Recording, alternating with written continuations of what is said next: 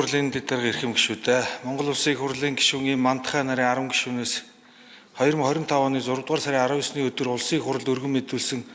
хүнсний тухай хууль нэмэлт өөрчлөлт оруулах тухай хуулийн төсөл болон хамт өргөн мэдүүлсэн хуулийн төслийн анхны хэлэлцүүлгийг 2026 оны 6 дугаар сарын 11-12-ны өдрүүдэд чуулганы нэгдсэн хуралдаанаар явуулж эцсийн хэлэлцүүлэгт бэлтгүүлэхээр байгаль орчин хүнс үдэ аж ахуй байнгын орон шилжүүлсэн. Байгаль орчин хүнс үдэ аж ахуйн байнгын хороо 2026 оны 6 дугаар сарын 17-ны өдрийн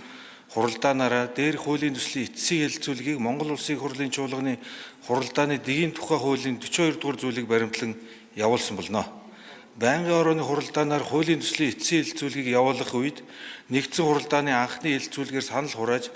дэмжигдсэн боловч уг саналаар байнгын хорооны хуралдаанд оролцсон гишүүдийн 3/2-оос доошгүй дахин санал хураалгах шаардлагатай гэж үзсэн нэг саналын томьёоллоос санал хураахад байнгын хорооны хуралдаанд оролцсон гишүүдийн олох тэмцээ.